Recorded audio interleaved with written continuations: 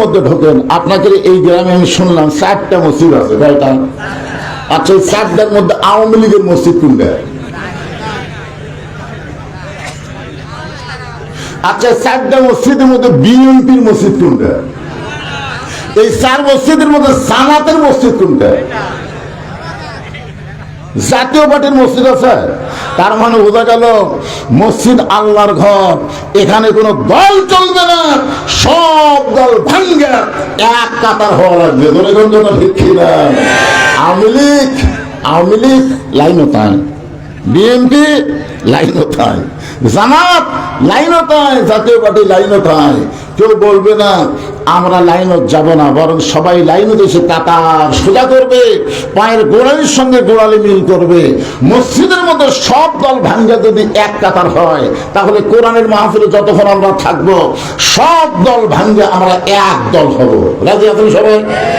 এজন্য গোয়াল্লা সাইজ করে বলবেন। আমি যদি বলুন দুনিয়ার মুসলমান, আপনারা বলেন এক হও, এক হও, দুনিয়ার মুসলমান লিল্লাহি তাকবীর। আল্লাহ কোরআনকে লক্ষ্য করে বললেন, অনুনাজ্জিলু মিনাল কুরআনি মা হুয়া শিফাউ ওয়া রাহমাতুল লিল মুমিনিন।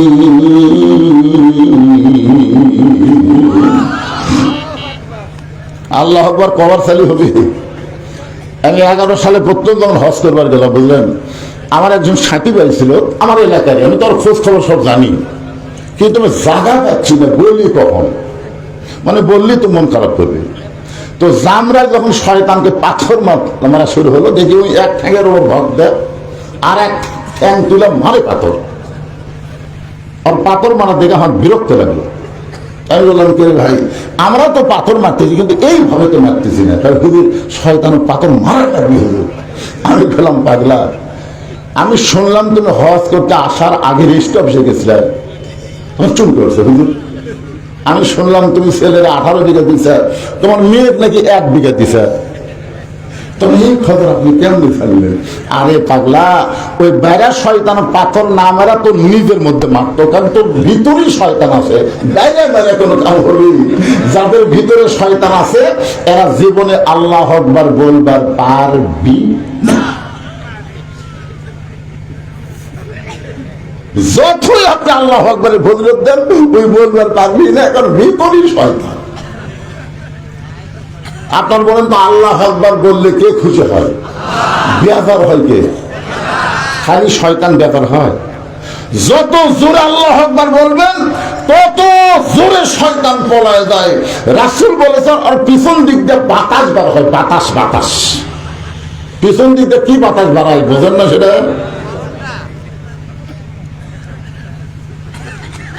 একটু মনোযোগ দিবেন। সেই কোরআনকে আজকে আপনাদের সামনে তাফসীর আকারে দেখাবার চাই। আমরা শুধু কোরআন শুনবো না, আজকে বাস্তবে আল্লাহর কোরআন দেখব। দেখবেন? কারা কারা দেখবেন? আল্লাহকে একটু হাত দেখান তো দেখি। সারা জীবন তো শোনাই গেলেন ভাইরে, আজকে একটু দেখেন তো নিজের চোখে কোরআন আসলে কি। হাত নামান। এই কোরআনটা আমাদের দেখতে গেলে একটু মনোযোগ দিয়ে কথাগুলো শোনা লাগবে। সামিনা ওয়া তাআনা। আল্লাহ বলেছেন শুধু শুনলে হবে না, এইটা গ্রহণ করা লাগবে। বাংলাদেশের মতন 96টা দেশের খলিফা হযরত ওমর মেম্বরে, মসজিদের মেম্বরে বসে নিজের গালে নিজে চড় মারতেছেন। আমাদের বাংলাদেশের মতন 96টা, কয়টা? 96টা দেশ একত্র করলে যত বড় এরিয়া হবে, ততটুকু এরিয়ার খলিফা হলেন হযরত ওমর। মসজিদের মেম্বরে বসে, মসজিদের মেম্বরই কিন্তু সিংহাসন, মেম্বরে বসে নিজের গালে নিজেই চড় মারতেছেন। এই ডান হাতে ডান গালে চড় মারে, বাম হাতে বাম গালে চড় মারে। এমন সময় ওসমান গনি এসে বলে, আমিরুল মুমিনিন, আপনি কি পাগল হয়ে গেলেন? নিজের গালে নিজে চড় মারতেছেন, কারণ কি? ওমর ফারুক বলে, ওসমান, এই মেম্বরে বসে আমার অতীতের কথা বারবার মনে হয়ে যায়। ওসমান গনি বললেন, আপনার অতীত কি? ওমর ফারুক বললেন, অতীত আমি খালার বাড়িতে রাখালি করতাম। ওসমান চুপ করছে। যেই বলছে অতীত আমি খালার বাড়িতে কি করতাম, আচ্ছা, এখন অর্ধ জাহানের খলিফা হয়েছে, ওই রাখালের কথা ভুলে গেলে চলবি? আজকে আমাদের বাংলাদেশে অনেক নেতারা অতীত ভুলে যায়, ভবিষ্যতের চিন্তা করে না, যার কারণে 41 সাল থাকার কথা 24 সালের 5ই আগস্টে পালায়া যায়। ভবিষ্যৎ, আমাদের ভবিষ্যৎ কি? আমার এলাকার এক লোক কয়, হুজুর আমি মসজিদে 5 ওয়াক্ত নামাজ পড়তে যাই না। আমি বললাম কেন? বলে মসজিদের বারান্দা খাটনি আছে, তো ওটা দেখলেই খালি আমার মরার কথা মনে হয়। হুজুর মসজিদের বারান্দা কি আছে? খাটনি আছে। উনি বলতেছে ওটা দেখলে খালি মরার কথা মনে হয়। আপনার বলেন তো আমাদের ভবিষ্যৎ কি? কথা কয় না রে ভাই। মরা তো লাগবেই, মানে কি মরা, ভবিষ্যৎ আমাদের মরা। কতদিন পর এখানে একটা লোক, এই ছেলেবেলেরা যারা এসেছো, একজন দাঁড়ায় বলো আমার বাড়ি সবচাইতে কাছে, আমি এখান থেকে বাড়ি যাবার পারবই। খালি একটা লোক দাঁড়ায় বলো তো। তাহলে এত নিকট আপনার বাড়ি, সেই বাড়িতে যাওয়ার যদি গ্যারান্টি না থাকে, এত মশান বলেন কেন? এত মশান কিসে? বারবার খালি ঘাট কাট করে কি দেখতেছেন ভাই? তাই 5 তালার ভিত দিছি ভাই রে, 3 তালা আছে রড বার করে থুইছি, আর 2 তালা। আপনার বলেন তো যতবারই উপর দিকে তাকাচ্ছে আর কি হচ্ছে? কান্দের ফেরেশতায় পাগলা, উপর দিকে না তাকায় নিচের দিকে তাকায়। তোর জন্য 5 তালা না 6 তালা না, তোর জন্য হলো 20 তালা। 20 তালা, 1 তালাও না, 20 তালা। আমাদের ভবিষ্যৎ কি? 5 তালা না 20 তালা? অতীতের খবর কি? অতীত আমি অতীতে, বুঝলেন, আমার রাস্তা দিয়ে যখন কোনো টুপিওয়ালা দাড়িওয়ালা মানুষ যাইতো, আমি দৌড়ে যা হাত ধরে বলতাম, ভাই আপনাদের পাড়ার কি শোভা হয়েছে? না হুজুর এখনো হয়নি। হুজুর তো না, আমাকে না ভাই এখনো হয়নি। আমি তখন বলতাম ওয়াজ করে পারি, আমাকে একটু দাওয়াত দেন। ওরা বলতো কি যে কম, আপনার ওয়াজ জীবনে শুনিনি, ওয়াজ তুমি দাওয়াত দেবো। আমি ঘুরে ঘুরে 20 জনকে বললে 2 জন আমার দাওয়াত দিত। এটা হলো আমার অতীতের খবর। মানুষের হাত ধরে ছায়া চিন্তায় দাওয়াত নিছি। আর বর্তমানে খবর হলো মানুষজন দাওয়াত দিবার চাই, আমি ভয়ে লুকে থাকি। এটা হলো আমার বর্তমানের খবর। আর আমার ভবিষ্যতের খবর হলো অন্ধকার কবর দৈনিক আমাকে 70 বার ডাকতেছে। জোরে কোন কথা শিখছে না? এখন অতীত ভুলে দেয়, ভবিষ্যতের চিন্তা না করে বর্তমানে কি হলো রে। আজকে যারাই অহংকার করতেছে, তার অতীত ভুলে গেছে, ভবিষ্যতের চিন্তা করে না, তারাই শুধু অহংকার করতে পারে। ঠিক না? ওসমান গনি বলে, আমিরুল মুমিনিন, আপনি অতীতে খানার বাড়িতে রাখালি করতেন, একটু বলেন কেমন রাখালি করতেন? ওমর ফারুক বলে, ওসমান আমার মতন বোকা মানুষ দুনিয়াতে কেউ ছিল না। আমি ছাগল চড়াতে যাইতাম ময়দানে, বিকেল বেলায় যখন ছাগলগুলো ফেরত আনতাম, আমার খালা কান ধরে বলতো, ওমর কয়টা ছাগল নিয়ে গেলে, কয়টা ফেরত আনলে? আমি ছাগলগুলো গুনে দেখি 2-4টা ছাগল কম। আমি আবার দৌড় দিতাম, ওই ছাগলগুলো খুঁজে খুঁজে করে এনে খালায় যখন জমা দিতাম, খালা মাথার চুল ধরে বলতো, ওমর যেই ভুল আজকে করেছো, এরকম বোকামি যদি আগামীকাল করো, তোমার রাখালির চাকরি কিন্তু ক্যান্সেল করে দিব। আমি খালার পা ধরে বলতাম, খালা আমার রাখালির চাকরি ক্যান্সেল করে দিলে থাকবো কোথায়, খাবো কি? একদিন যে ওমর রাখালির চাকরি রক্ষা করার জন্য খালার পা ধরে কেঁদেছে, আজকে সেই ওমর অর্ধ জাহানের খলিফা হয়েছে। এটা ওমরের যোগ্যতায় নয়, এটা কেবলমাত্র আল্লাহর কোরআনের ওসিলা। এখন আপনারা বলেন এই কোরআনের ক্ষমতা আছে না নাই? কিন্তু বর্তমানে বাংলাদেশে ফজিলত শোনানো হচ্ছে। প্রধান অতিথি বললেন যে কোরআনের হাফেজ হবে তারা আপনজনের মধ্যে 10 জন যাদের উপর জাহান্নাম ওয়াজিব হয়ে গেছে, তাদেরকে সুপারিশ করে জান্নাতে নিয়ে যাবার পারবে। একটা লোক সুবহানাল্লাহ করে না, মানে বিশ্বাস হচ্ছে না, বিশ্বাস হচ্ছে না আপনাদের। এই গ্রামে কয়টা হাফেজ আছে কোনো খোঁজ নেয় না। এই গ্রামে কয়টা ডাক্তার আছে, এই গ্রামে কয়টা ইঞ্জিনিয়ার আছে, এই খোঁজ নাই। এই গ্রামে যদি এসপি থাকে, উনি তো রায় কালি যায়, খালি চা ডাকি খায়। আমার গ্রামে এসপি আছে, তুই জানিস? আর যদি এমপি হয়, ওরে বাবা রে, এই সায়েন্সের অত্যাচারে ব্যবসায় বন্ধ হয়ে যাবে। কথা কর না কেন ভাইজান?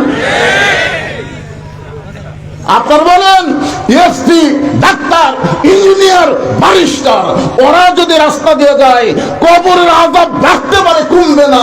আলেম যদি রাস্তা দিয়ে যায় তার জুতার ভরসা আল্লাহর কবরে আযাব কমে দেয়। জোরে বলেন সুবহানাল্লাহ। কোরআনের ক্ষমতা নাই বলে হাফেজ সাহেবের দাম নাই, যতই ফজিলত শুনেন কাম হবে না, কোনো কাম হবে না।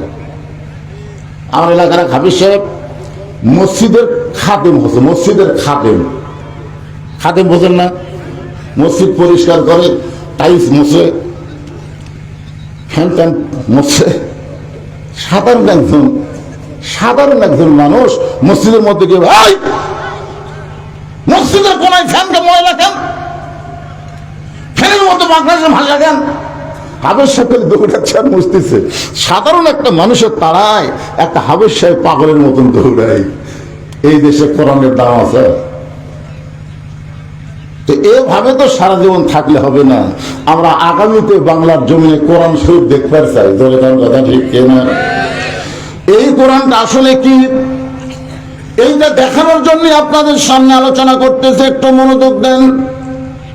আল্লাযী খালাকাল মাউতা ওয়াল হায়াতা লিয়াবলুয়াকুম আইয়ুকুম আহসানু আমালান ওয়া হুয়াল আজিজুল গফুর।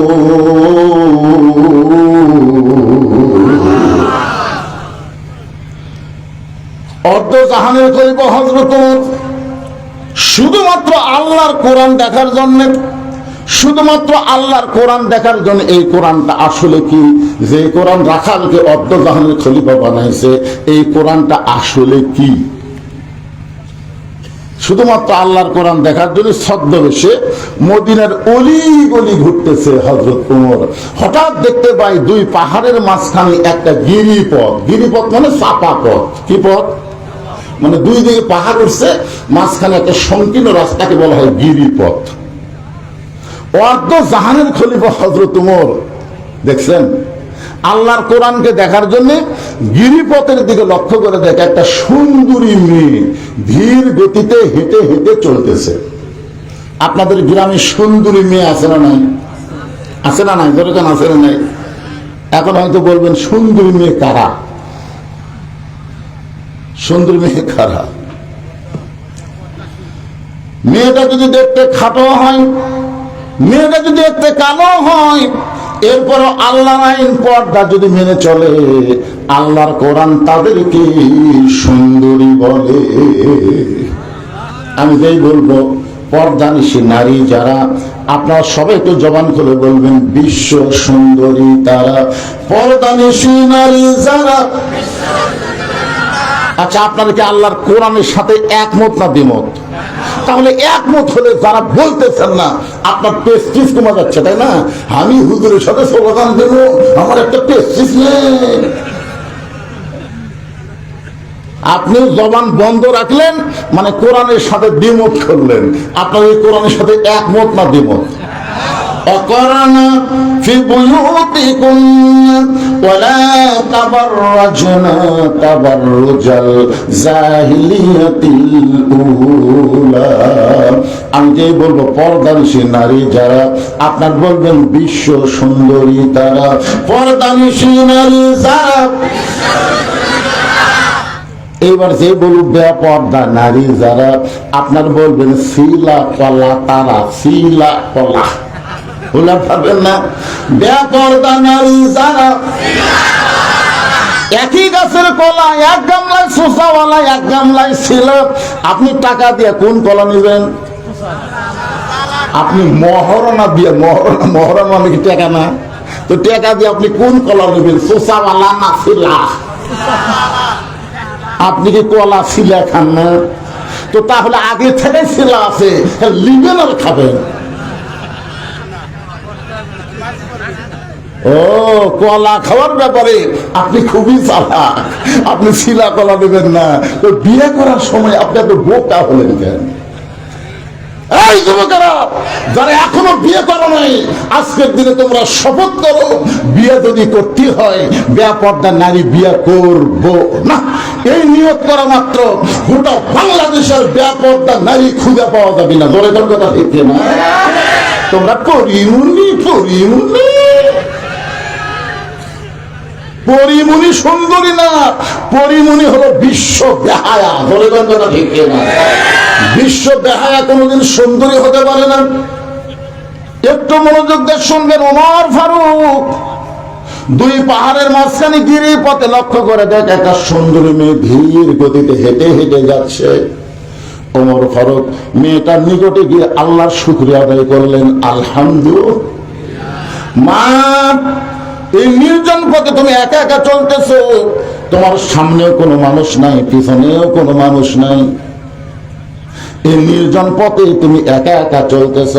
ওমর ফারুক যখন মেয়েটাকে লক্ষ্য করে প্রশ্ন করতেছে, মা এই নির্জন পথে তুমি একা একা চলতেছ, তোমার সামনেও কোনো মানুষ নাই, পিছনেও কোনো মানুষ নাই। মেয়েটা বলে, পথিক তুমি কি হযরত ওমরকে চিনো? সুবহানাল্লাহ। মেয়েটা ওমরকে বলতেছে, পথিক যে রাস্তা ধরে তাকে তো পথিকই কয়। পথিক তুমি কি হযরত ওমরকে চিনো? যদি উমরকে চিন্তা তাহলে এরকম বেফাইদা কথা বলতে না, বেফাইদা।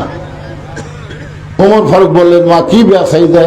মেয়েটা বলতেছে, হযরত উমর যেদিন থেকে আল্লাহর কোরআন দিয়ে রাষ্ট্র চালায়, সেদিন থেকে পৃথিবীর এক প্রান্ত থেকে আর এক প্রান্ত পর্যন্ত একটা মহিলা হেঁটে যাবে, ওই মহিলার কলিজায় আল্লাহ ছাড়া, আত্তাকুল্লাহ, আল্লাহ ছাড়া অন্য কারো ভয় থাকবে না।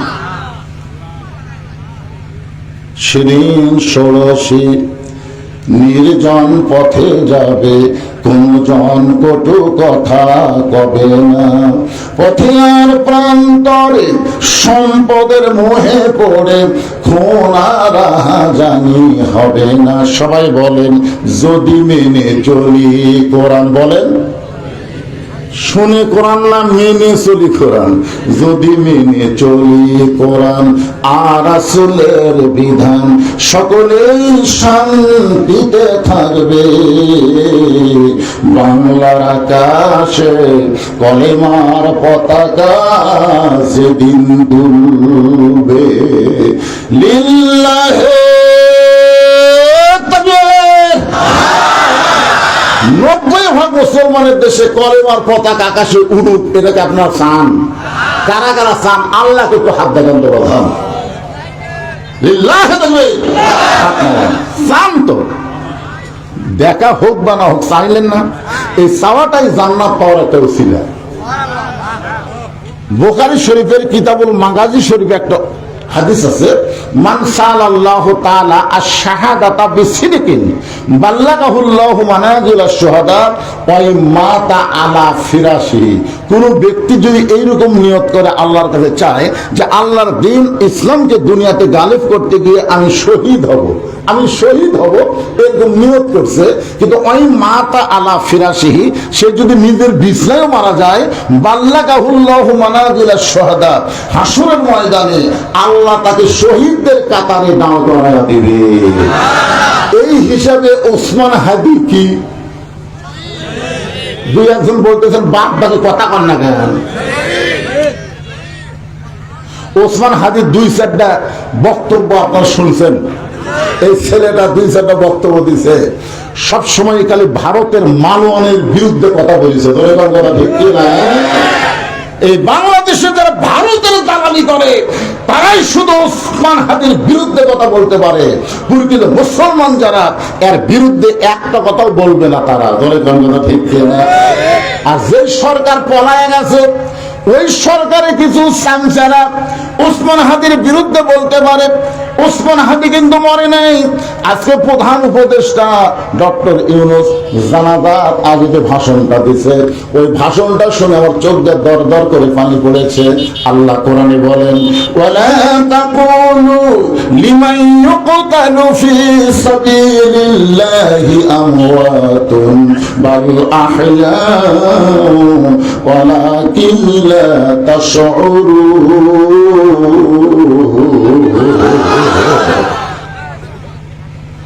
ওমর ফারুক বললেন, মা তোমার কথা শুনে আমার খুব ভালো লাগলো, কিন্তু তুমি যে ধীর গতিতে চলতেছো, দুই পাহাড়ের মাঝখানে গিরিপথে তুমি যে চলতেছো, এই চলার সাইজটা খুবই ধীর গতি।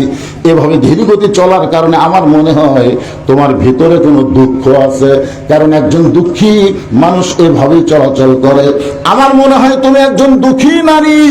মেয়েটা বলে, পথিক আসলে আমি একজন দুঃখী নারী।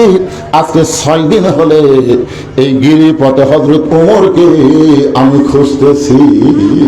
আসলে আমি একজন দুঃখী নারী, কিন্তু 6 দিন, আজকে 6 দিন হলে হযরত ওমরকে আমি খুঁজতেছি। যদি হযরত ওমরকে খুঁজে পাই তাহলে আমার দুঃখের কথা একটু বলবার চাই। ওমর ফারুক বললেন, মা তুমি কি পাগলি টাগলি নাকি? উমর হচ্ছে অর্ধ জাহানের খলিফা, সেই উমরকে তুমি খুঁজতেছো দুই পাহাড়ের মাঝখানে গিরিপথে। উমরকে যদি পাওয়ার চাও, সংসদ ভবনে যাও, গণভবনে যাও, রাষ্ট্রপতির ভবনে যাও। এইগুলা জায়গা না খুঁজে দুই পাহাড়ের মাঝখানে খুঁজতেছো। উমর কি গরু ছাগল? উমর কি উমর দুম্বা নাকি যে এই দুই পাহাড়ের মাঝখানে রাস্তা তুমি পাবে? সঙ্গে সঙ্গে মেয়েটা বলে, পথিক আল্লাহর কোরআন দিয়ে যখন রাষ্ট্র চলবে তখন নেতা খোঁজা লাগবে না, বরং নেতারাই দুঃখী মানুষকে খুঁজে বেড়াবে। তাহলে আল্লাহর কোরআন দিয়ে যখন বাংলাদেশ চলবে তখন আপনি নেতা খোঁজা লাগবে। ভোটের আগে যেরকম নেতা আপনি খুঁজতেছে না, ভোটের পরে আরো বেশি খুঁজবি। জানেন আমাকে এলাকায় ভোটের আগে যা খুঁজে ভাই, কি চরিত্র রে, সব ঢাকার থেকে চলে আসছে। বসন্তের কুকিল ড্রাইভারে গাড়ি থামা। ড্রাইভার বলে, কেন স্যার? রাস্তাতে মানুষ আসতেছে, গাড়ি থামা। ড্রাইভার বলে, স্যার খেয়াল করে দেখে ওটা ফকির, ওটা ফকির স্যার। নেতা বলতেছে, পাগলা ভোটের আগে ফকির হতে হামু হতে, থামা। এখন ড্রাইভার কি করছে, গাড়ি ব্রেক করছে, নেতায় আসতে করে নামে যায়। ফকির সালাম দেয়, সালাম আলাইকুম চাচা, কেমন আছেন চাচা? ফকির পেলে সালাম দিবি। নেতা কয়, কি দেখতেছেন? কাক সালাম দিলা? আপনাকেই তো দিলাম, কারণ ভিক্ষা করে খায়। নেতা কয়, ভোটের আগে আপনিও হামুল দেয়। এই নেতার চরিত্র। গরিবের বন্ধু, সমাজ সেবক, জনদরদি করে গরিব মানুষের ভোট নেবে, ভোট নিয়ে ঢাকায় চলে যাবে। মাঝে মধ্যে আক্কেলপুর বেড়াভার আসবে, কিন্তু শামসের অত্যাচারের নেতার সাথে দেখা করা যাবে না। কথা কর না কেন, কথা কর না কেন? একই শামসা হবি ভাই, ওই শামসের অত্যাচারের নেতার কাছে আপনি যাবেন পারবেনই না। কিন্তু আল্লাহর কোরআন দিয়ে যখন রাষ্ট্র চলবে, মেয়েটা বলে, পথিক আল্লাহর কোরআন দিয়ে যখন রাষ্ট্র চলবে তখন নেতা খোঁজা লাগবে না, বরং নেতারাই দুঃখী মানুষকে খুঁজে বেড়াবে। আল্লাহর কোরআন দিয়ে যখন রাষ্ট্র চলবে তখন গরিব মানুষ ধনীর বাড়িতে আসা লাগবে না, বরং ধনীরাই গরিবের বাড়ি বাড়ি যাবে। সুবহানাল্লাহ কন্যা কেন? যে কোরআনের ওয়াজ শুনতেছেন, এই কোরআন যদি দেখবার পান বাংলাদেশে, তাহলে একটা গরিবও ধনীর বাড়ি যাওয়া লাগবে না।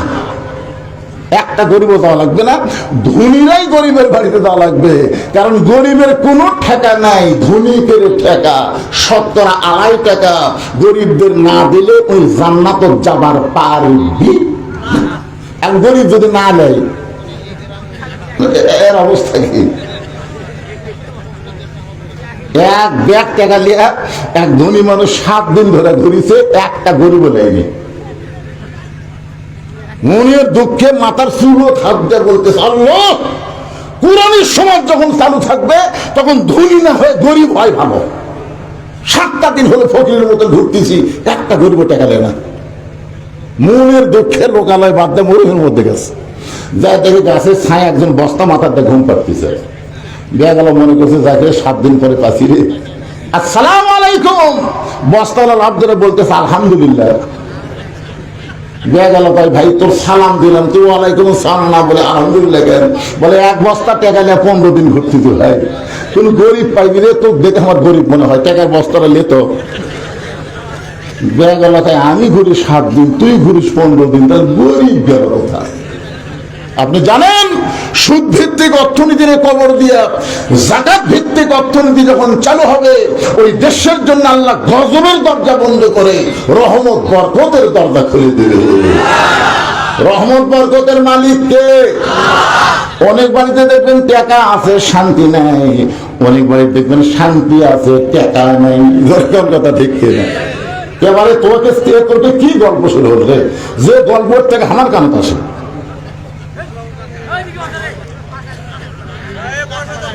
ঈদের দিন শোনেন, ঈদের দিন ঢাকার একজন সাহেবের বউ ম্যাডাম করে, ম্যাডাম পার্টিত গেছে ঈদের দিন। ঈদের দিন ম্যাডাম পার্টিত গেছে। এখন স্বামী দেখে বউ বাড়িতে নাই, বেড়ায় পার্কত যা ঘুরতে ঘুরতে দেখতে পাই গাছের ছায় এক ফকির আর ফকুর নিয়ে বুঝলেন। ঈদের দিনে মানুষের কাছে সীমায় চিনি চাইলে আসে ওই গাছের ছায়াত বসে ফকির ফকুরের মুখত দেয়, ফকুর নিয়ে ফকুর ফকিরের মুখত দেয়। এটা দেখে ধনী মানুষ কান দরকার, আল্লাহ শান্তি কোন জায়গা, 7 তলায় না গাছতলায়?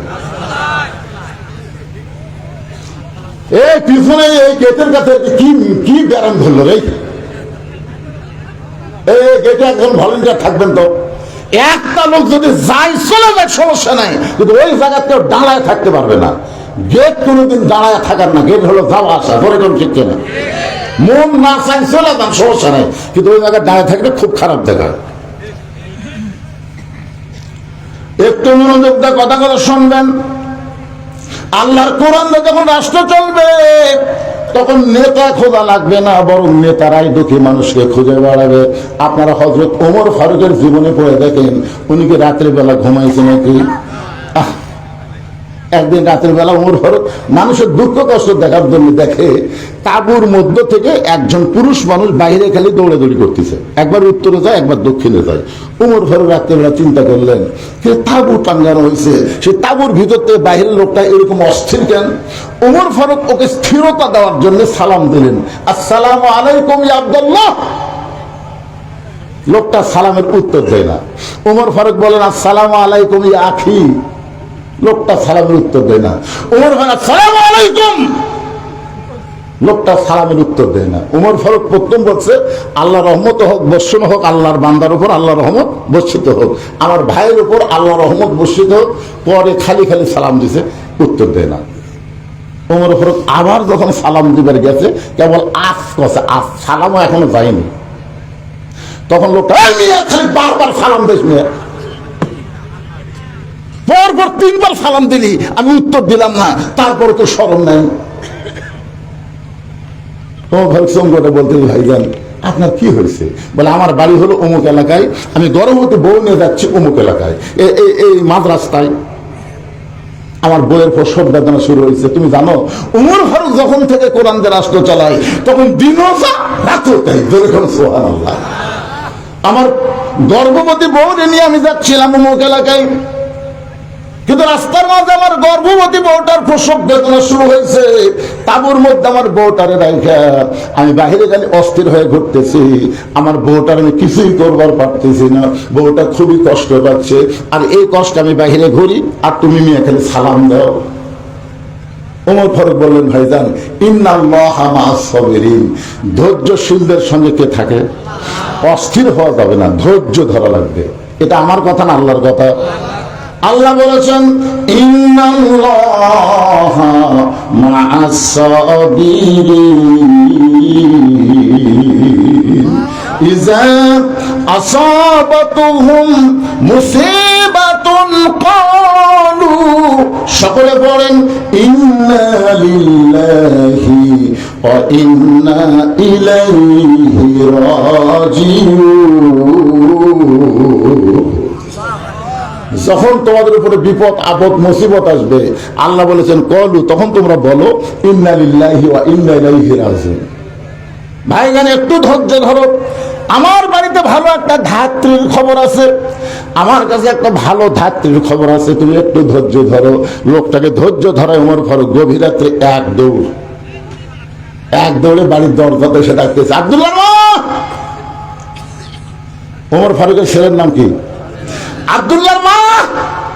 এই ডাক দাও মাত্রই দরজা খুলে দিছে। ওমর ফারুক বলে, খেগো আমি রাতের বেলা ঘুরি আর তুমি ঘরে ঘুম পাড়ো, এ ডাক দাও মাত্রই দরজা খুললে বউ চোখের পানি বের করে বলতেছে, আপনি যেদিন থেকে পাগলামো ব্যারাম ধরছে আপনি, যে রাতে ঘুম না ধরে মানুষের দুঃখ কষ্ট দেখায়, সেদিন থেকে আমারও ব্যারাম ধরছে দরজা দাঁড়িয়ে থাকা। আপনি মানুষের দুঃখ কষ্ট নিজের চোখে দেখবেন, আর আমি আপনার বউ হয়ে ঘরের মধ্যে আরামে ঘুম পারবো, সেই বউ আমি না। সুবহানাল্লাহ কবেন না? নেতাও ভালো, বউ ভালো রে। আজকে আমাদের বাংলাদেশে কোরআনের সমাজ না থাকার কারণে অনেক নেতা ভালো হওয়ার চাই, কিন্তু বইয়ের কারণে বেগম পাড়া বাড়ি বানানো লাগে, বেগম পাড়ায় বাড়ি বানানো লাগে এই শালা বইয়ের জন্য। কি করবি? ঘুম মারা ছাড়া বুদ্ধি আছে? কি ওমর ফারুকের বউ কি ঘুম পাড়তেছে? আব্দুল্লাহর মা, জান্নাতে যদি যাবার চাও তাহলে তাড়াতাড়ি এইগুলো জিনিস নেবার হোক। একটা মেয়ের প্রসব হবে, ওই বাচ্চা ধরতে গিয়ে যে যে জিনিস লাগবে সেই জিনিস নিয়ে তাড়াতাড়ি বের হও। জান্নাতে যদি যাবার চাও, এখান থেকে প্রমাণ হয়ে গেল যারা ধাত্রী মা তারা জান্নাতে যাবে। ধরে কোন সুবহানাল্লাহ। এখন অনেক ধাত্রী মন খারাপ করে, হুজুর একটু ওয়াজ করবেন হুজুর। আমি বললাম কি ওয়াজ? এখন সিজার হতে হুজুর, সিজার হওয়াতে আমাদের দিন শেষ। আগে তাও বাচ্চা কাচ্চা ধরলে শাড়ি টাড়ি দিত, তারপরে একটু টাকাও দিত হুজুর, চাউল টাউলও দিত। কিন্তু এখন আমরা বসে আছি হুজুর, একটা ভ্যানালার বই পর্যন্ত এই শালু সিজার করে। কি যে সিজার নামছে ভাই, এই সিজারের কারণেই তো আমাদের বাচ্চাগুলা রাস্তা ঘুরতেছে, মেলা ঘুরতেছে। কারণ কি জানেন? সিজার করা বাচ্চা সহজে ভালো হয় না, কারণ জন্মের আগেই যে জন্ম হচ্ছে, 2 দিন পরে নর্মালে জন্ম হতো, 2 দিন পরে কি হতো? নর্মালে বাচ্চা হতো। কিন্তু মায়ের অস্তিত্বের কারণে পেট কাটিছে, পেট কাটা থেকে ঘুমই ভাঙেনি। ডাক্তারে কয়েকটি পেট কাটলাম, কে কাটলো ঘুমতে ভাঙলো না করি কি, বড় ডাক্তারের কাছে গেলে ডাক্তার সাহেব ঘুমতে ভাঙেনি, ঘুম ভাঙবি 2 দিন পর। হিসাব জানিস না? আমি পেট কাটছি, তাহলে এখন কি করব? বড় ডাক্তার বলে পাও ধরে বাড়ি করে মাথার উপর দিয়ে ঘুরেন দে। পাও ধরে আসতে বাড়ি করে মাথার উপর যেই ঘুরেন দে, মাথাটা একটা ঝাঁকি লাগে, বলে ওই যে ঝাঁকি ঘুরানোর ছিল একটা ঝাঁকি, ওই যে কান্দা উঠেছে, ঘুম ভাঙে গেছে। এমন ঘুম ভাঙিছে, এই মোবাইল ছাড়া ভাত খায় না, মোবাইল ছাড়া কান্না থামে না। ধরে কথা থেকে এই সিজা, এই সিজা। বাংলাদেশের বড় কোন ডাক্তার তারপরে সিজার করায় না। আপনারা খেয়াল করে 3টা জিনিস শুনবেন। ডাক্তারের বউয়ের সিজার লাগে না, মৌলানার বাড়ির কোনোদিন মিলাদ লাগে না, আর পীরের বউ কোনোদিন মুরিদ হয় না। কটা কথা বললাম? ডাক্তারের বউয়ের কি লাগে না? সিজার লাগে না। মৌলানার বাড়ির কোনোদিন মিলাদ হয় না, তারা পরের বাড়ি পরে, কিন্তু নিজের বাড়ি। পীরের বউ কোনদিন মুরিদ হয় না। বাংলাদেশে যত পীর আছে, কোন পীরের বউ মুরিদ হয় নাই। এই কারণে হয় না, পীর মাঝে মধ্যে মুরিদের বইয়ের দিকে চোখ মারে। এই লুচ্চার হাতে কে মুরিদ হবে? কারণ কেউ না সে লোককে কেমন বউ সবচাইতে ভালো জানে। ধরে কোন কথা ঠিক না? আমার মায়েরা যারা পর্দায় আছেন, মা আল্লাহ নরমালি বাচ্চা দিবে, খবরদার সিজার করাবেন না। আর এখন মেয়েকে কিন্তু মেয়ে সিজার করায় না, অধিকাংশ সিজারকারী ডাক্তার হলো পুরুষ মানুষ। আপনি একজন মা, আপনি একজন মেয়ে, একজন পরপুরুষ, আপনার পেট কাটবে, এটা কেমনি যাবেন? দরকার হলে মরে যাবেন, কিন্তু কোনো সিজার করবেন না। আল্লাহ তাআলা আপনাকে আসানের সাথে বাচ্চা দিয়ে দিবে। কি বলবো প্রসবের কথা, মা দিন সেই ব্যথা কেউ তো বুঝিবে না। মাজন ঠেকিয়ে সন্তানের দায়, অকালে মা মারা যায়, কেন সে মায়ের ভক্তি করো না? এমন দরদি ভবে কেউ হবে না আমার মা গো। সব কিছু নিয়ে ওমর ফারুকের বিবি। ওমর ফারুক তাবুর অপর পৃষ্ঠে দিয়ে ঢুকে দিছে। এবার ধাত্রী তাবুর মধ্যে ঢুকছে। কিছুক্ষণ পরে ওমর ফারুকের বিবি বলতেছে, ইয়া আমিরুল মুমিনিন, আপনার ভাইকে খবর দেন, তার সন্তান এবং বিবি দুইজনই সুস্থ রয়েছে। আপনারা তো সুবহানাল্লাহ বলেন, কিন্তু এই লোকটার অবস্থা কি? 3 বার সালাম দিলে সালাম তো লাইনি, উল্টা গালি দিছে। যেই বলতেছে আমিরুল মুমিনিন, আপনার ভাইকে বলেন তার বিবি এবং সন্তান সুস্থ আছে, সঙ্গে সঙ্গে লোকটা বসে ওমর ফারুকের পাও ধরে বলে, আমিরুল মুমিনিন, আমি কত বড় বেয়াদবি করেছি। ওমর ফারুক বলে, যেদিন থেকে মদিনার খলিফা হয়েছি সেদিন থেকে এই অভ্যাসটা ধারণ করেছি। অনেক জায়গায় সম্মান পায়, আবার অনেক জায়গায় গালি খায়, এরপরও এইটা ছাড়া যাবে না।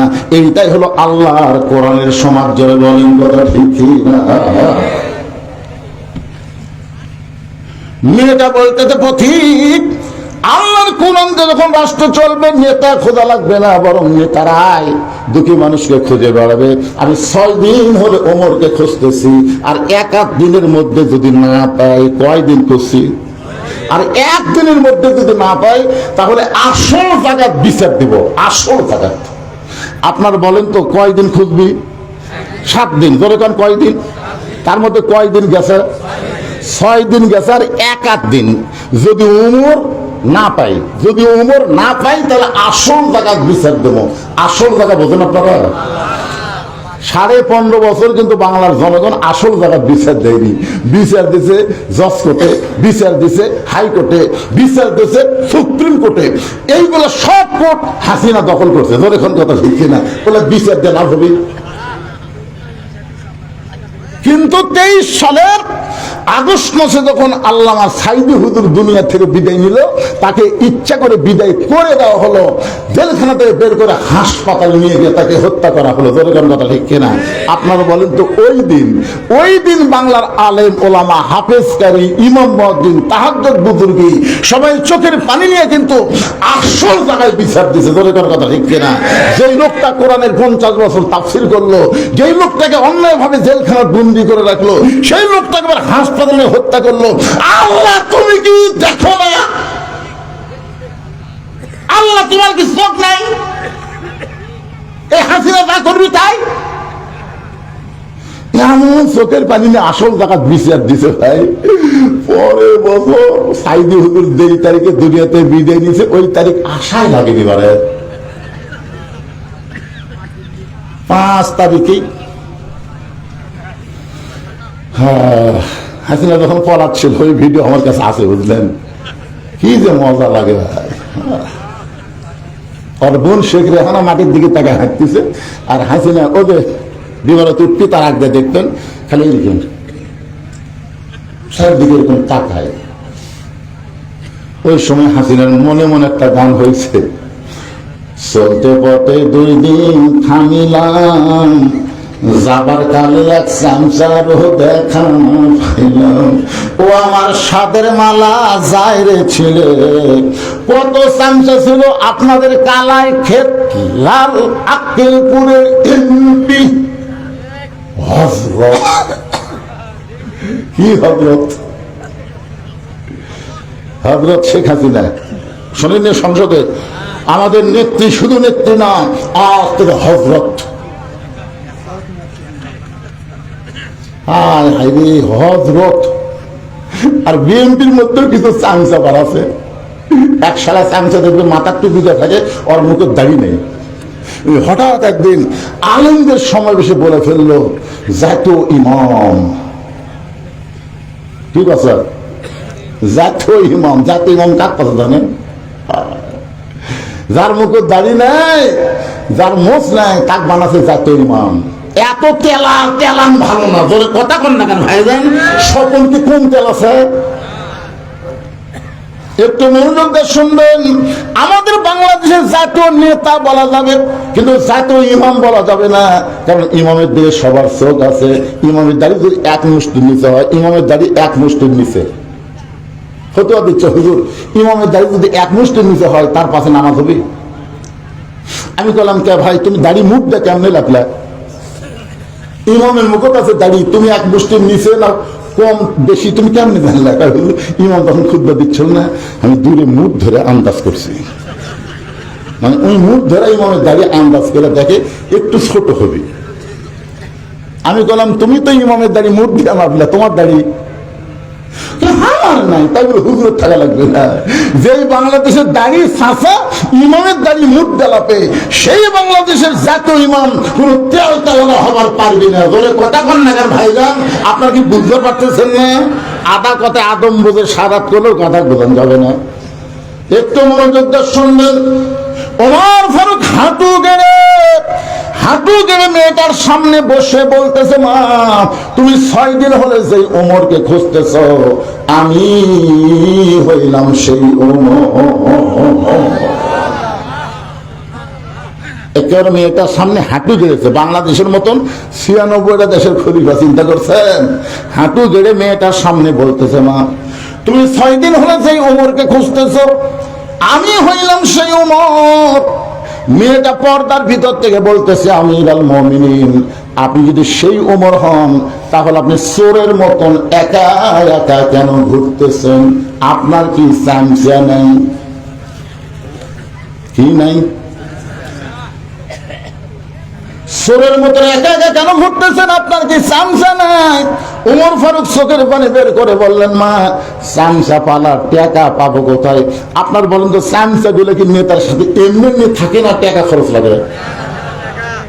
আমার এলাকার এক চেয়ারম্যান সাহেব 10 কেজি চাউল দিবি, দাঁড়ি পল্লা নিয়ে যায়নি, বালতি নিয়ে গেছে। চোখে বালতিতে একটা দাগ দিয়ে দিচ্ছে, এই দাগ পর্যন্ত চাউল হবে দিয়ে দেবো। তো চাউলের ফিবর থাকে, ওই বালতির দাগ পর্যন্ত হয়, ব্যাপার দিয়ে দেবে। তো একজন চিন্তা করছে, কে রে 10 কেজি কাগজ লেখা আছে আর বালতি দিয়ে মাপা দিল, ওজন কি ঠিক হলো? দাঁড়ি পল্লা মাপা দেখে 8 সের। 10 কেজি জায়গা কত হয়েছে? 8 সের। ওই একটু লোক মাপ দেওয়ার জন্য চেয়ারম্যানের কাছে এসে বলতে সালাম দিয়েছে, চেয়ারম্যান সাহেব কাগজ লেখা আছে 10 কেজি, কিন্তু আপনার চোখে দেখতো 8 সের দিল। তখন চেয়ারম্যান বলতে, ভাই এর নাম কাটাতে, এর নাম কাটাতে। তখন জোরহাত করে বলতেছে চেয়ারম্যান সাহেব, নাম কাটেন না, যা দিচ্ছেন দেন, যা দিচ্ছেন দেন, নাম কাটেন না। আরে পাগলা, তোর কাছ থেকে 2 সের না নিলে আমি চামচা পালমো কি দিয়ে?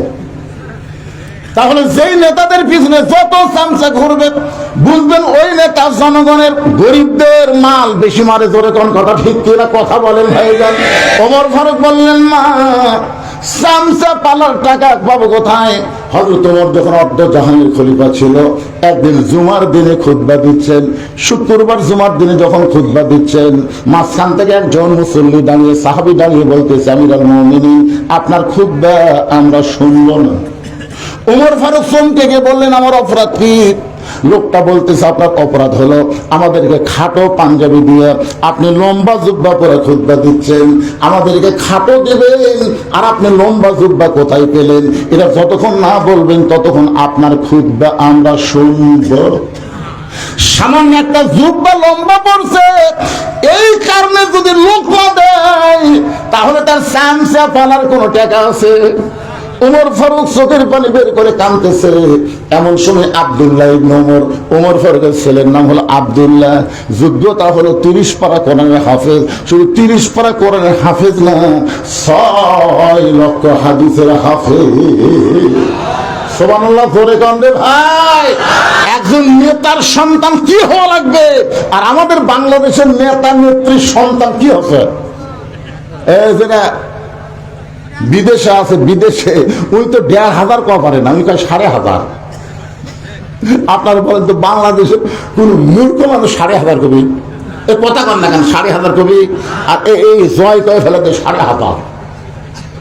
তাহলে কি শিখলো? একটু মনোযোগ দিয়ে শুনবেন। ওমর ফারুকের সন্তান আব্দুল্লাহ 30 পারা কোরআনের হাফেজ, 6 লক্ষ হাদিসের হাফেজ।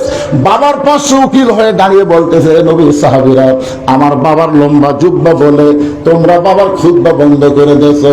তোমরা তো খাটো পাঞ্জাবি হলেও তো নতুন পোশাক পরে নামাজ পড়তে আইছো, কিন্তু আমার দিকে তাকায় দেখো, আমার পরনে নতুন কোনো কাপড় নেই। সঙ্গে সঙ্গে ওসমান গনি, ওমর ফারুকের সময় যিনি অর্থমন্ত্রীর দায়িত্ব পালন করতেন, তার নাম হলো ওসমান গনি।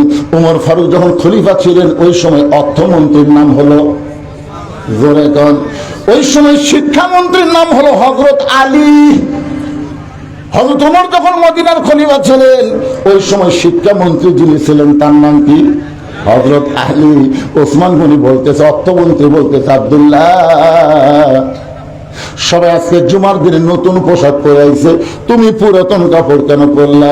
কারণ জুমার দিন আল্লাহর কাছে অত্যন্ত গুরুত্বপূর্ণ একটা দিন। আপনাদের কাছে জুমার দিন কেমন মনে হয়? এই যে 4টা মসজিদ যে বানাচ্ছেন, এই জুমার দিনের খবর কি হুজুরা? কি খবর? জুমার দিনে জুমার দিনের খবর আমি কোন ইমামের মুখে খারাপ শুনিনি, কিন্তু বলছি ফজরের খবর, তখন আর কথা কাট। কি হুজুর ফজরের খবর? আপনারা বলেন তো কোন নামাজ জামাতে না পড়লে মুনাফিক হয়? কথা কম থাকেন। যতই মুসলমান এই গ্রামে থাকে, কিন্তু ফজরে যদি মুসল্লি না হয় বুঝবেন এরা মুসলমান না, এরা হলো মুনাফিক। কথা কয় না। আমি এক জায়গায় বলছিলাম বাংলাদেশে মুসলমানের চাইতে মুনাফিক বেশি, বলা মাত্র একজন সেই খেপা মুখে না আসেন তাই জন্য আমি বললাম খেপিস না, তোর গ্রামে মুসলমান কত? তবে আমার গ্রামে মুসলমান পুরুষ এবং নারী মিলা 600। পুরুষ মেয়ে বাদ দে, পুরুষ করবি তো, পুরুষ হবি কমপক্ষে 300। আচ্ছা, যেগুলো পুরুষের উপর নামাজ ফরজ আছে এইগুলো পুরুষ কতজন হবে? কম পক্ষে তো 200 হবি। 200 জন পুরুষ মানুষ যাদের উপর নামাজ ফরজ হচ্ছে, এরা ফজর নামাজ জামাতে কয়জন পড়ে? ওই আর কথা কয় না, ওই যে পড়ে না। আমি বললাম কে রে মুয়াজ্জিন সাহেব? ইমামও কর পারদিরা, মুসলিম হিসাব জানে মুয়াজ্জিন আমার কথা শুনে সাইড সামনে বের হয়ে গেছে যে হুজুর তো আমার আজকে চাকরি খাবি। এত ভয় মুয়াজ্জিনের। পরে জানতে পারলাম 8-10 জন লোক ফজরের নামাজ পড়ে। যে কয়জন ফজরের নামাজ জামাতে পড়ে এরা হলো মুসলমান, বাদ বাকি সব মুনাফিক। বাদ বাকি সব কি? জোরে কর না কেন, মন খারাপ করতেছেন? একটু মনোযোগ দিয়ে শুনতে হবে আল্লাহর বান্দারা। ফজরের নামাজের শেষ নামাজ, এই 2 ওয়াক্ত নামাজ জামাতে আদায় করাই লাগবে, 5 ওয়াক্তই পড়া লাগবে, কিন্তু এই 2টা ওয়াক্তের উপর গুরুত্ব কম না বেশি? একটু মনোযোগ দিয়ে শুনবেন। ওমর ফারুক দাঁড়িয়ে আছে, আব্দুল্লাহ ইবনে ওমর বাবার পাশে ওকালতি করে বলতেছেন। এমন সময় ওসমান গনি অর্থমন্ত্রী বলে, আব্দুল্লাহ আজকে জুমার দিনে সবাই নতুন কাপড় পরে আইছে, তুমি পুরাতন কাপড় পরলা কেন? যিনি বলতেছেন তার নাম হলো ওসমান গনি। ওমর ফারুকের সময় তিনি কি? আপনাদের কাছে শোনার জন্য বলতেছে, অর্থমন্ত্রী। আল্লাহ রাসূল যখন মদিনার রাষ্ট্রপতি ছিলেন, ওই সময় ওসমান গনি অর্থমন্ত্রী। সুবহানাল্লাহ বলেন। এই অর্থমন্ত্রী পাওয়ার উপর একটা ঘটনা আছে। ঘটনা হলে আল্লাহ রাসূল একদিন ওসমান গনিকে কাছে ডাক দেব, ওসমান, আল্লাহ তোমাকে কত সম্পদ দিছে, তুমি কি তার হিসাব জানো? ওসমান গনি বলতেছি, ইয়া রাসূলুল্লাহ, যেদিন থেকে যাকাত ফরজের আইন হয়েছে সেদিন থেকে অবশ্যই সম্পদের হিসাব রাখা লাগবেই। যেরকম কথা ঠিক কিনা? এখন যদি আমার ভাইকে বলি, ভাই আপনার সম্পদের হিসাব আছে? না হুজুর। আপনি কি যাকাত দেন না? দেই হুজুর। তো কিভাবে দেন? হাত আন্দাজে দেই। আপনার বলেন তো, হাত আন্দাজে যাকাত দিলে হবে? শতকরা 2.5 টাকা যাকাত দেওয়া লাগবে। রাসূল, ওসমান, তাহলে আল্লাহ তোমাকে কত সম্পদ দিয়েছে একটা হিসাব দাও। ওসমান গনি বললেন, নবী গো, আল্লাহ আমাকে এত সম্পদ দিয়েছে, এই সম্পদ রাখতে গিয়ে যে গুদাম আছে, এই গুদামে তালা দিয়া ওই গুদামের চাবি টানতে একটা উট হিমশিম খায়। কি বুঝলেন? আল্লাহ আমাকে যত সম্পদ দিছে, এই সম্পদ গুদামের মধ্যে রাইখা এই গুদামে তালা দিয়ে ওই গুদামের চাবি টানতে একটা উট হিমশিম খায়। রাসূল, ওসমান, এত সম্পদ আল্লাহ তোমার দিয়েছে, এই সম্পদ যদি আল্লাহ ফেরত চায় তুমি কি দিবা? চাহিদা মাত্র ওহার বাহককে ফেরত দেওয়া লাগবে। টাকার মধ্যে লেখা আছে না নাই? আল্লাহ যদি ফেরত চাই তুমি কি দিবা? সঙ্গে সঙ্গে ওসমান গনি মারছে দৌড়। ওসমান গনি যেই দৌড় মারছে, সাহাবীরা চিন্তায় পড়ে গেল। ওসমান গনি এত জোরে দৌড় মারলো কেন? ওসমান গনি তো আমরা কোনোদিন দৌড়াতে দেখি নাই। অর্থমন্ত্রী এত জোরে দৌড় মারছে কেন? কিছুক্ষণ পরে সবাই তাকায় দেখে ওসমান গনির যেই উটটা চাবি বহন করে, ওই উটটা রশি ধরে ধরে নবীর কাছে নিয়ে আইছে। এসে বলে, রাসূলুল্লাহ, আল্লাহ আমাকে যত সম্পদ দিছে, ওই সম্পদ গুদাম সহ তালা সহ এই চাবি বহনকারী উটটাও পর্যন্ত আমি আল্লাহকে দিয়ে দিলাম। লিল্লাহি তাআলা আল্লাহ নবী বলে ওসমান তাহলে সবই যদি আল্লাহকে দিয়ে দিলা তোমার জন্য কি রাখলা? ওসমান গনি বলতেছে একজন ইমানদারের জন্য আল্লাহ রাসূল ছাড়া আর কিছু দরকার নেই। আমি যদি আপনাদেরকে এখন কিছু বলি যে ভাই যে মসজিদের উদ্যোগে মাহফিল, সেই মসজিদে যদি আল্লাহর হস্তে কিছু দিবার কই, আপনি কি দিবেন? অবশ্যই দেওয়া লাগবে। টানে করছেন কোন টাকা দিবেন? আমি মসজিদের দান বাক্স তো দেখছি, দান বাক্স তখন মানুষের সামনে যায়। আমার মনে হয় না যে যতগুলো মানুষ মসজিদে যায় কারো পকেটে টাকা নাই, সবার পকেটে টাকা আছে কিন্তু কেউ দেয় না। খালি আমি যে ঠেলা মারছি প্রথম ওই লোকটাকে আমি ধরলাম, ওই যখন ঠেলা মারলো আমার এলাকার তো ধরে বললাম ভাই তোমার পকেটে কি আসলে টাকা নাই? তবে হুজুর যে দান বাক্স মুখের সামনে আসলো আমি খেয়াল করে দেখলাম 500 টাকার নোট আছে, 200 টাকার নোট আছে, 100 টাকার নোট আছে, কিন্তু 10 টাকার নোট নাই। যেই 10 টাকার নোট নাই দেখবার ভাজি তখন ঠেলা মারছি। আপনারা বলেন তো আল্লাহ কোরআনে কি বলেছেন? কোরআনে বলেছে লান তানালুল বিররা হাত্তা তুনফিকু মিম্মা তুহিব্বুন, তুমি যেইটাকে সবচেয়ে বেশি মহব্বত করবে সেইটাই তুমি আল্লাহ দিয়ে দিবে। তোমার কাছে 500 আছে, 200 আছে, 100 আছে, এই তিনটার মধ্যে কোনটা বেশি মহব্বত করো? 500, তো 500 দিবে। 500 দিলে আমি বাজার করবো। এই পাগলা, তোর বাজারের চিন্তা তোর না, তোর বাজারের চিন্তা হলো আল্লাহ। জোরে কর কথা ঠিক করে। আমরা নিজেরাই যখন চিন্তা করি তখন আল্লাহ চিন্তা করে দেয়। মনে করেন আপনি বগুড়া গেছেন, মনে করেন বোঝানোর জন্য বলতেছি, বগুড়া আপনি গেছেন, বগুড়া গেছেন, বগুড়া থেকে ফিরতে ফিরতে রাত 9টা, একটা সিএনজি চড়ছেন, সিএনজি এসে দুঃখছেন আমাদের ভাই আমি আর যাবো না, তখন এক সিএনজি কাছে রায়কালি পর্যন্ত আমি যাবো ভাই, টাকা লাগবে 200, কি করছেন? টাকা আছে রে চল। কিন্তু রায়কালে আসার পরে সিএনজি যে নামা দিচ্ছে তখন আপনি চিন্তা করতেছেন আমি এই গ্রামের নামটা কি দেবী শাউল যাব, অটো ভ্যান নাই, রিক্সা নাই, বুটফুটি নাই, তখন রাত বাজে 10টা, কিছুই নেই। কেবলে দেবী শাউল যাওয়ার কোন লোক আছে? তাই নাই। তখন দেখছে কেউ তখন নাই, আমার তো বাইক যাওয়া লাগবে। তখন ওর ইমান বলতেছে কেউ না থাকলে কি হবে, তোর আল্লাহ নেই,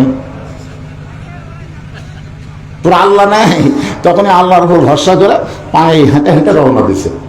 আল্লাহ আল্লাহ আল্লাহ আল্লাহ আল্লাহ আল্লাহ আল্লাহ সবসময় জিকির হচ্ছে। হঠাৎ যদি অন্ধকার সর শব্দ আল্লাহ আল্লাহ আল্লাহ আল্লাহ, মানে শব্দ হলে আর জোরে কর। ওই বাড়ির দরজা দেখছে, মনে করে হাঁটে হাঁটে 1 ঘন্টা পর বাড়ির দরজা বাজে, বাড়ির দরজা এসে ডাকতে সকিরের মা দরজা খুলে দাও। যেই বউ দরজা খুলে দিছে বাড়ির মধ্যে পাও দেখে বাঁচলাম রে বাঁচলাম রে। বউকে কি হয়েছে? হায় হায় রায়কালি থেকে বাড়ি পর্যন্ত কোনো লোক নাই রে। আল্লাহ কাই পাগলা, বউ পায়া বাড়ি পায়াই তুই ভুল করলি, কারণ এতক্ষণ তোর সঙ্গে কেউ ছিল না, আমি আল্লাহ ছিলাম। জোরে গান কথা ঠিক না? একটু মনোযোগ দেবেন, আল্লাহকে সবচাইতে বেশি গুরুত্ব দিবেন। সে আল্লাহর ঘর মসজিদের উদ্যোগে মাহফিল, আমি একটু আপনাদের কাছে রুমাল দেবো, গামছা দেবো, 10 টাকা, 20 টাকা, 50 টাকা, 100 টাকা আদায় করে কি লাগবে? তাহলে আপনারা ভিতর লোক দেন। এ পিছন থেকে উঠে গেলে এখন উঠতে চলবে না তো, এলে কি আদায়কারী নাকি পিছনে দাঁড়া? আচ্ছা ঠিক আছে, তোমরা ওঠো, অসুবিধা নেই। আপনার একটু পকেট থেকে বার করেন, বড় লোক চকচকা লোক ছিঁড়া দান দেন না, কারণ মসজিদ আল্লাহর ঘর, এই ছিঁড়া ছিঁড়া দিলে কিন্তু আমল আখলাক ছিঁড়ে দিবি। কেউ যদি বাকি দেন পকেটে নিয়ে আসেন নাই। এই দেবী শাউল এই মসজিদের মুসল্লি কারা কারা? যে মসজিদ থেকে মাহফিল হচ্ছে এই মসজিদের মুসল্লি কারা কারা একটু হাত তোলেন তো। এই মসজিদের যে মসজিদ কেন্দ্রিক আজকে মাহফিল হচ্ছে এই কয়েকজনই, আচ্ছা হাত নামান, আপনারা হাত নামান। বাহির থেকে যারা আইসেন অন্য মসজিদের মুসল্লি তারা একটু হাত তোলেন তো ভাই, মানে সব লোক আপনারা বেড়েন। আচ্ছা হাত নামান। তাই তো 2-1 উঠবুস করে। বাহিরের যারা লোক আছে তারা চিন্তা করে রাত অনেক হয়ে গেল, আগামীকাল এই কাজ আছে, কি করি, হুজুর তো ওয়াজ ধরলো ছাড়েও না, এই জন্য 2-1 উঠফুট করতেছে। ভাইজান আজকের ওয়াজ হচ্ছে আল্লাহর কোরআন খালি শুনবো না, বাস্তবে আল্লাহর কোরআন আমরা দেখবো। ধরে কোন ঠিক কিনা? ওমর ফারুক হাঁটু গেড়ে বসে, মনে হয় তো আপনাদের নাই, আমি আপনাদের মনে করে আলোচনা করবো। তবে একটু দিয়ে দেন আল্লাহর ঘর মসজিদে, এখানে অনেক অতিথি আছেন, সুদীজন আছেন, তাদের কাছে ব্যাগ আসবে না, তাদের কাছে রুমাল আসবে না। রুমাল আসবে, তাদের কাছে আসবে না। আমি সভাপতি প্রধান অতিথির কাছে চাবো না, ওনাদের কাছে চাইলেই ঠকা। ওনাদের কাছে আমি চাবো না, ওনারা যা খুলে দিবে, অসুবিধা নেই। কারণ চাওয়া মানে ঠকা। ওসমান গনির কাছে কেউ চায়নি, চাইলেই ঠকছে। কারণ যা চিন্তা করে তার সাথে কয়েকদিন বেশি দেয়। এনারা দিয়ে দিয়ে আল্লাহ দূর পর্যন্ত নিয়ে গেছে। ভাইজান বিশ্বাস করেন, আমি এক সময় এমন অভাবের মধ্যে ছিলাম, একটা কাপড়ের দোকান ছিল আমার, কোনোদিন বিক্রি হতো, কোনোদিন হতো না। আজকে সেখান থেকে আল্লাহ কোথায় নিয়ে গেছে, আমি আল্লাহ না শুকরি বান্দা হইনি। বর্তমান 235 শতক জায়গার উপরে গিয়ে দেখবেন মসজিদ, মাদ্রাসা, ইতিমখানা নির্মাণ করছি।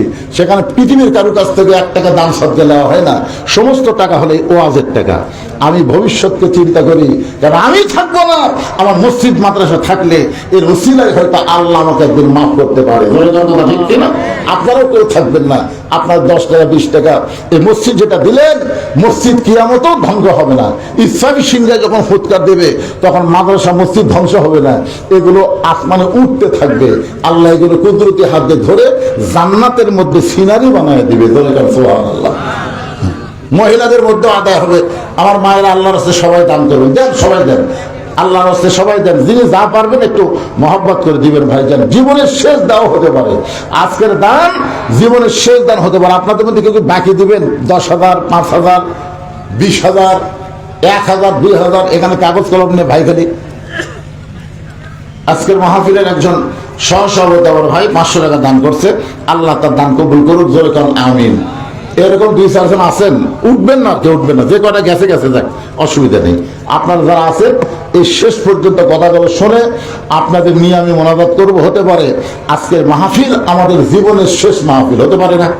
কথা কন্যান, হতে পারে না? কি মনে করতেছেন কতদিন পর্যন্ত? মিশে মায়াই বন্দি থাইকা করলাম কত খেলা, পশ্চিমে তাকায়া দেখো তোমার ডুইবা গেছে বেলা, এক পলকের নাই ভরসা, মিশে সকল আশা, কখন বুঝি দারুণ ঝড়ে ভাঙবে তোমার বাসা। আর একজন সহসভাপতি 1,000 টাকা দান করছে, আল্লাহ দানকে কবুল করেন, আল্লাহুম্মা আমিন। আপনার কি মাহফিলের জন্য টাকা পয়সা আগে তুলছেন নাকি গ্রাম থেকে? তো মসজিদ তো সেই ভঙ্গান ভালোই তো মোটামুটি, মাশাআল্লাহ। আপনার প্রতি বছর মাহফিল করবেন, এই গ্রামের যারা বাহিরে আছে, গ্রামে যারা আছে স্বাবলম্বী যারা, তাদের কাছ থেকে মোটামুটি টাকা নিয়ে আপনার মাহফিল করবেন। এই সামান্য 2-4 টাকার জন্য চাইয়ে এই মাহফিলের সৌন্দর্য নষ্ট করার দরকার নেই। আপনারা কি মনে করতেছেন যে গ্রামের মসজিদ, ওই গ্রামের লোকেরাই মসজিদ সুন্দর করবে? অন্য গ্রামের লোক এসে আপনাদের মসজিদে কি দরকার? পারবেন না, পারবেন না।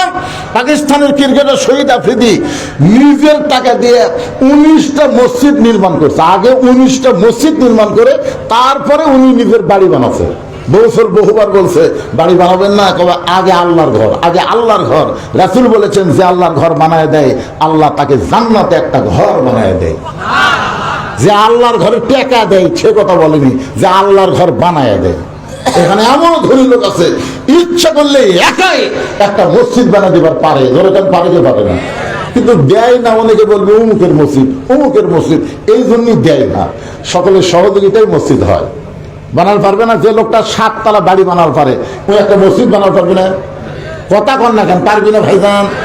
কিন্তু 7 তলা বাড়ি বানাতে কোনোদিন ডান্স আছে যে ভাই আমি রাস্তার মূলত 7 তলা বাড়ি বানাচ্ছি রে, তোমরা 1 বস্তা 2 বস্তা সিমেন্ট দাও তো, এই কথা কোনদিন কইছে? কেন কয়নি? কারণ ওই বাড়ি ওর বাড়ি, এই বাড়ি ওর বাড়ি, এখানে কারো অংশগ্রহণ চলবে না।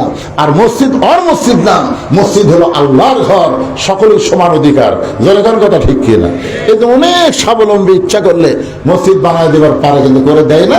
আপনাদের সকলের সহযোগিতার জন্য এই পিছনের লোকের একটা সামনে আসেন তো, আমি একটানা কথা বলে আপনাদের সাথে দোয়া করে এখান থেকে বিদায় হব। ভাইজান একটু জিকির করেন, লা ইলাহা ইল্লাল্লাহ, লা ইলাহা। এই পিছনে যারা বসে আছেন সামনে আসেন, যারা গেছে চলে গেছে, সিটা পাতানের দরকার নাই, আমাদের ধানের দরকার।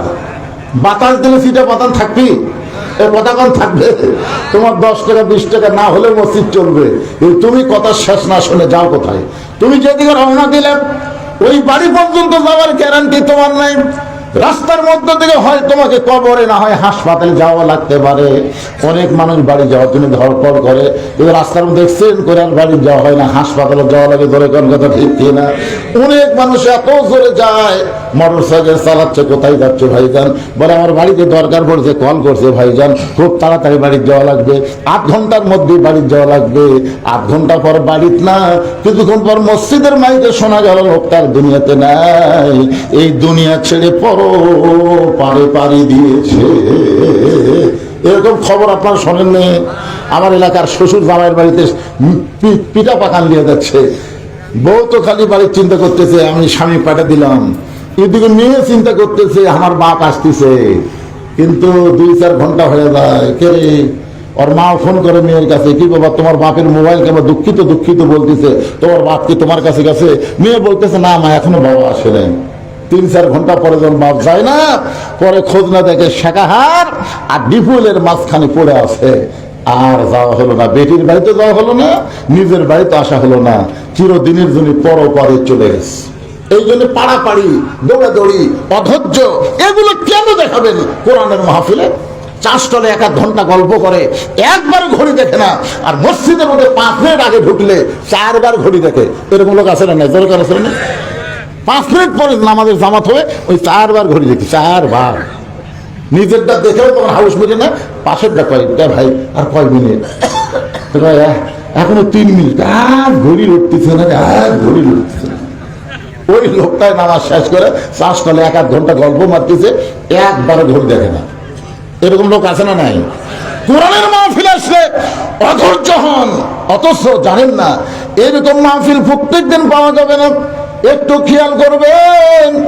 ওসমান গনি বলে, আব্দুল্লাহ আজকে জুমার দিনে সবাই নতুন কাপড় পরে আইছে, তুমি পুরাতন কাপড় পরছো কেন? আব্দুল্লাহ বলতেছে, আমি যদি আজকে নতুন পোশাক পরতাম তাহলে আমার বাবার জিহ্বা লম্বা হতো না, আমার বাবার জিহ্বা লম্বা হতো না। দুনিয়ার সবাই যখন ঘুমাইছে, আত্তাকুল্লাহ হাক্কা তুকাতিহি কারে কই? একটু মনোযোগ দিয়ে শোনেন। ওমর ফারুক আব্দুল্লাহর দরজায় গিয়ে ডাক দেয়, আব্দুল্লাহ রে, ও আব্দুল্লাহ তুই কি চেতন আছি? আব্দুল্লাহ বলে, আমি দরজা খুলে দেখি আমার বাবার হাতে একটা পাঞ্জাবি। আমি খুশি হয়ে বললাম, বাবা বাইতুল মাল থেকে আমার একটা পাঞ্জাবি দিছে, আপনি আর একটা দিবেরাইছেন, আপনি আর একটা দিবেরাইছেন। ওমর ফারুক সঙ্গে সঙ্গে আল্লাহর কোরআন তেলাওয়াত করলেন, ইন্নাল্লাহা ইয়ামুরুকুম আন তুআদ্দুল আমানাতি ইলা আহলিহা ওয়া ইযা হাকামতুম বাইনান নাস আন তাহকুমু বিল আদল। আল্লাহু আকবার। আব্দুল্লাহ তুই কি মনে করছিস যে তুই একটা পাঞ্জাবি পাইছিস, আমি আর একটা দিবে রাখছি? আব্দুল্লাহ বলতেছে, গভীর রাত্রে যে পাঞ্জাবি নিয়ে এসেছেন তাহলে কি ধরনের? বলে, পাগলা এই পাঞ্জাবি আমার ভাগত করছে।